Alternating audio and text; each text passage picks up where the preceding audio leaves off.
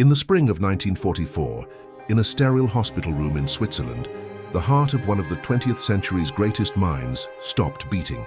For several minutes, Carl Gustav Jung, the founder of analytical psychology, the man who mapped the archetypes of the collective unconscious, was clinically dead. What happened in those minutes was not recorded in any medical chart. It was an event that his own science, his own life's work, deemed impossible. He didn't just have a hallucination. He didn't dream. He documented a journey that began while his brain had no measurable activity. He saw the doctors working on his body from a perspective near the ceiling. He saw the Earth, a glowing blue sphere, from the blackness of space, decades before the first astronaut would confirm the view. This isn't just a story. This is a case file. The case of a rigorously empirical scientist who became the star witness in an investigation that challenges the very foundation of reality. His detailed testimony, recorded not in a secret letter but in his own autobiography, doesn't just suggest that consciousness can exist without the brain. It presents the evidence. And when this evidence from 1944 is placed alongside data from modern clinical studies, the implications are staggering. To understand the weight of this testimony, you must first understand the witness. Carl Jung was not a mystic. He was not a spiritual guru selling easy answers. He was a clinical psychiatrist, a man of uncompromising empirical rigor. His entire career was built on observation, on data, on the meticulous documentation of the human psyche. He dealt in facts. The dreams of his patients were not fantasies, they were data points. The myths of ancient civilizations were not fairy tales, they were blueprints of a shared human consciousness. This was a mind that distrusted blind faith, a mind that famously said, "I don't believe, I know." For him, a concept only had value if it could be experienced, observed, and verified. He was, in essence, the last person on Earth who would invent a comforting story about the afterlife. He was professionally allergic to wishful thinking. So when his own brain tried to die, he did what he had always done. He observed, he recorded, and he became the most credible and most reluctant witness to a reality that science is still struggling to explain.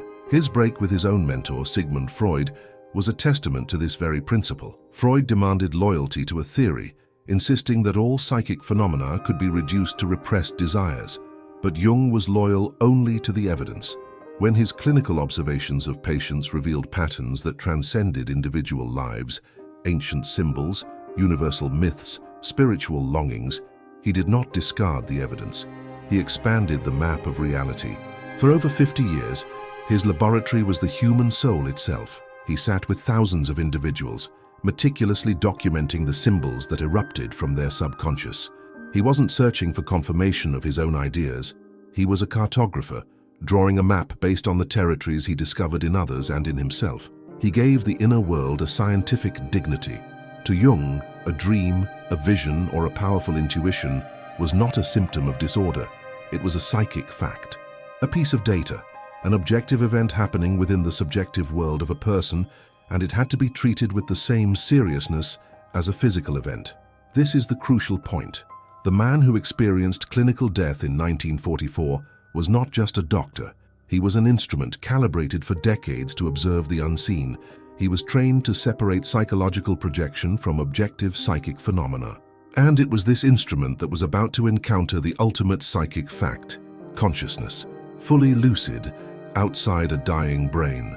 His first perception was of a strange detachment.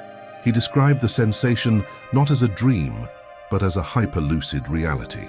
He was looking down from a point near the ceiling, observing the frantic scene around his own inert body on the hospital bed. He felt no pain, no panic, only a calm, analytical curiosity. What followed was not a journey through a tunnel, but an ascent. He rose into the cosmos. Below him the earth hung in the void, bathed in a gloriously blue light. He could see the continents, the silver shimmer of the oceans, the shape of the Indian subcontinent, a sight no human had yet witnessed with physical eyes. He then perceived a destination, a vast dark block of stone like a temple floating in space. He felt an immense pull towards it. He described a feeling not of fear but of homecoming, a profound sense of peace. He understood with absolute certainty that inside that place, all the questions that had driven his life would be answered. He was shedding his ego, his earthly personality, his memories of the man Carl Jung. He was becoming his essential self. But as he was about to cross the threshold, a figure appeared. It was his doctor, but in an archetypal form, a messenger from the world of the living. The message was clear. He was not permitted to leave the earth. He had to return. Jung's account of this moment is one of the most powerful pieces of evidence on record. He wrote of his profound disappointment, his anger. He resisted returning to a life he now saw as a box of limitations. The world of light and understanding was his true home. The life he had known felt like a prison. The quality of this perception was the first piece of hard evidence. It was not dreamlike, it was not hazy. Jung described it as a state of objective clarity, a 360-degree awareness that made physical eyesight seem like looking through a keyhole. He was pure consciousness, observing reality without the filter of a brain or sensory organs. Inside the temple, he perceived other figures bathed in a silent internal light. He understood without words that these were the people who belonged to his true cosmic history. There was no emotional reunion, only a profound sense of belonging to a shared pattern. The fragmented relationships of Earth were here seen in their complete and eternal form. This was the source of his feeling of homecoming. He was entering a state where time did not flow forward, but existed all at once. Imagine a place where the entire meaning of the cosmic pattern, a pattern he had spent his life glimpsing through myths and dreams, was simply known. It wasn't information to be learned. It was a state of being to be entered. This is why his resistance to returning was so absolute. He was not just being denied paradise.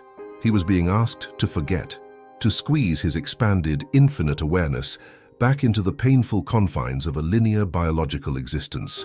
He was being asked to leave a state of total understanding, to return to a world of questions. The message delivered by the archetypal form of his doctor was not a medical prognosis. It was a cosmic obligation. A purpose remained unfulfilled, and for that he had to be sent back. If what Carl Jung experienced is an objective reality, then the entire modern paradigm of who we are is fundamentally wrong. It implies that you are not your brain. You are not the electrical signals firing in a 3-pound lump of tissue. That is merely the receiver, the instrument. The broadcast, the signal itself. Your consciousness is non-local. It exists outside of space and time. This single idea, if true, changes everything.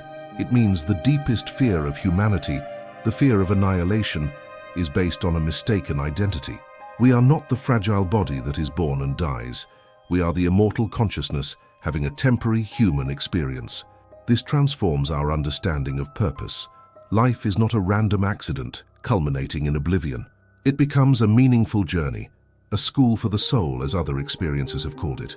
Every challenge, every loss, every moment of joy is part of a curriculum designed for our growth. And most profoundly, it changes how we view death itself. It is no longer an ending.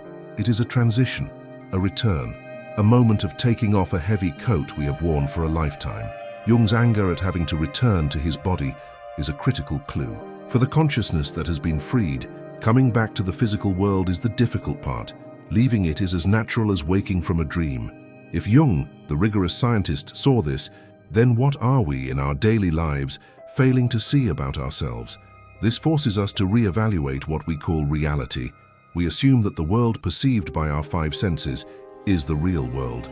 But Jung's experience suggests it is a filtered reality, a dramatically reduced bandwidth of perception, specifically designed for biological survival. Imagine you are wearing a deep-sea diving suit, exploring the ocean floor. The suit is essential for that environment, but it is not you. It limits your movement, your vision, your senses. Death, in this metaphor, is not the end of the diver.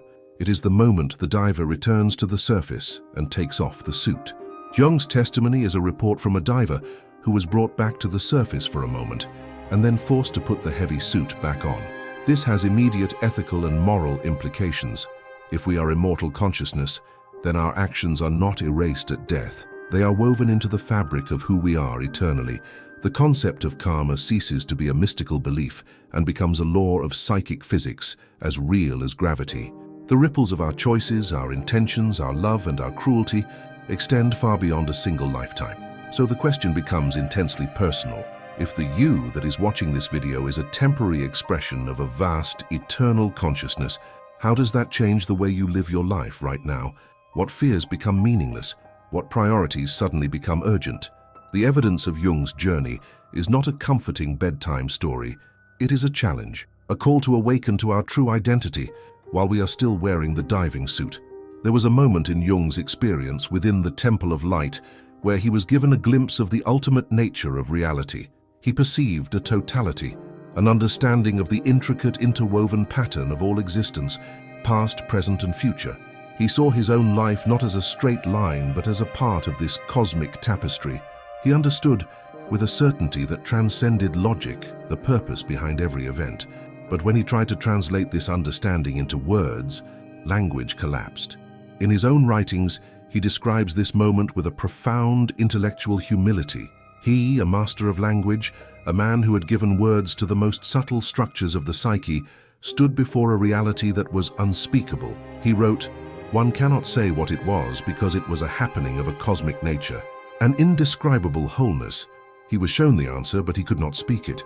This is not a failure of the witness. It is a feature of the reality he witnessed. It suggests that our human conceptual framework, the very tool we use to make sense of the world, is incapable of containing the truth. This is the ultimate limit of knowledge. There is a point where the map ends, and the territory is so vast, so profound, that it can only be experienced, not explained. Jung reached that point, and his inability to describe it is, perhaps, the most powerful evidence of its reality. The problem wasn't just finding the right words. The problem was the very structure of human thought. Our language is linear. It operates on cause and effect, on subject and object, on before and after. But the reality Jung entered was simultaneous. It was a state of isness, where everything existed at once in a perfect interconnected harmony. How do you describe a song if you hear every note, past, present, and future, in a single silent chord? How do you describe a story if you experience the beginning, the middle, and the end in one instantaneous flash of total comprehension? This is why ancient mystical traditions often speak in paradoxes and negation. Neti, neti, the Upanishads say, not this, not that. Because any positive description, any label we apply, will inevitably be a reduction of the whole. It would be like trying to describe the sun by showing someone a single match. Jung's silence on this ultimate point is not an admission of a fuzzy, vague experience. On the contrary, it is the mark of its supreme clarity. He understood it so perfectly that he knew no human symbol could do anything but distort it. He had seen the source code of the universe, a reality so profound that it did not need language to be known. And in bringing back only the report of its ineffability, he gave us the most precise description possible. After his recovery, Jung did not hold a press conference. He did not write a sensationalist book proclaiming proof of heaven. He was acutely aware of the barrier of the paradigm. He knew that the scientific materialism of his time and ours had no framework for his experience. The dominant belief was, and largely still is, that consciousness is a byproduct of the brain. An epiphenomenon. When the brain dies, the light goes out. End of story. In this model, Jung's experience could only be one thing: a complex hallucination produced by a dying brain, starved of oxygen. But this explanation fails to account for the critical facts of the case. How could a hallucinating brain, with no measurable activity, produce an experience of hyper-lucidity and coherent memory? Hallucinations are chaotic, fragmented, and dreamlike. Jung's account is structured, logical, and more real than reality itself. And more importantly, how could a brain hallucinate verifiable out-of-body observations, like the details of the doctor's actions or the view of the Earth from space, long before such an image was part of the collective human experience? This is the point where the materialist explanation collapses. It cannot account for the data, and yet the paradigm remains. Because to accept Jung's experience as real is not just to add a new piece of information. It requires dismantling the entire building. It means admitting that the map of reality we have been using is not just incomplete, it is fundamentally wrong. This is the same barrier faced today by modern consciousness researchers. Take the work of Dr. Pim van Lommel, a cardiologist whose landmark study was published in one of the world's most prestigious medical journals, The Lancet. He conducted a prospective study of 344 cardiac arrest survivors. These were patients who were clinically dead, with no electrical activity in the brain. According to the standard model, their experience should have been a blank, oblivion. Yet, A significant percentage reported clear, structured, and often life-transforming near-death experiences, very much like Jung's. They reported them after their brains had flatlined. Or consider Dr. Bruce Grayson, a psychiatrist at the University of Virginia. For decades, he has meticulously documented thousands of cases, developing the Grayson scale to scientifically evaluate the depth of these experiences. He, like Jung, began as a skeptical materialist. He, like Jung, was forced by the sheer weight of the evidence to conclude that consciousness is not confined to the brain. The resistance to this data is not therefore strictly scientific, it is philosophical. It is a defense of a worldview. The paradigm of materialism is not just a theory, it is the foundation of countless institutions. To question it is to question everything. So the evidence is not engaged with, it is explained away, it is ignored. Jung's case and the thousands that have followed are not anomalies to be investigated. They are inconvenient truths to be swept under the rug of a comfortable but ultimately limited worldview. Now that you have seen this evidence, you cannot unsee it. The testimony of Carl Jung, corroborated by decades of clinical research, is not just a fascinating story, it is an invitation to expand your own sense of what is possible. For too long, we have lived within a story that tells us we are meaningless accidents in a dead universe, a story that ends in extinction. This story has consequences. It breeds fear, nihilism, and a desperate attachment to the temporary.